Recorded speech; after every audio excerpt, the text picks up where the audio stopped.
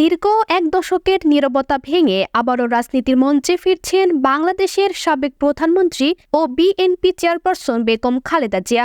ত্রয়োদশ জাতীয় সংসদ নির্বাচনকে ঘিরে শুরু হয়েছে নানা প্রস্তুতি, আর সেই প্রস্তুতির কেন্দ্রবিন্দুতে এখন একটাই নাম, খালেদা জিয়া। দলীয় সূত্র বলছে, এবার তিনি শুধু দলের প্রতীকী নেতৃত্বে নন, বরং সরাসরি মাঠে নেমে অংশ নেবেন নির্বাচনী প্রচারণায়। আর তার জন্যই জাপান থেকে আনা হচ্ছে বিশেষভাবে প্রস্তুত করা এক বুলেট প্রুফ মিনিবাস, যাতে করে নিরাপদে দেশ জুড়ে ভ্রমণ ও প্রচারণা চালাতে পারবেন তিনি। বিএনপির একাধিক নির্ভরযোগ্য সূত্র জানিয়েছে, খালেদা জিয়ার নির্বাচনী সফরের জন্য বিশেষভাবে তৈরি করা এই বুলেট প্রুফ মিনিবাস ইতোমধ্যে জাপানে প্রস্তুত করা হয়েছে। বিএনপির পক্ষ থেকে যানবাহনটির আমদানির অনুমোদনের আবেদনপত্র সরকারের সংশ্লিষ্ট দপ্তরে জমা দেওয়া হয়। এমনকি বিএনপির ভারপ্রাপ্ত চেয়ারম্যান তারেক রহমানের জন্য জাপান থেকে আরেকটি বুলেট প্রুফ গাড়ি আনার পরিকল্পনা রয়েছে। এই মিনিবাসে থাকবেন নিরাপত্তা কর্মকর্তা, ব্যক্তিগত চিকিৎসক এবং সহকারী দল।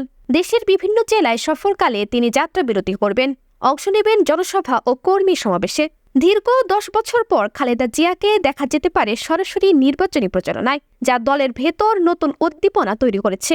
2015 সালে ঢাকা সিটি কর্পোরেশন নির্বাচনের সময় শেষবারের মতো সরাসরি প্রচারণায় দেখা গিয়েছিল খালেদা জিয়াকে। তারপর থেকে দীর্ঘ 10 বছর ধরে তিনি ছিলেন রাজনীতির বাইরে, স্বাস্থ্য ও মামলার জটিলতায় গৃহবন্দী জীবনে।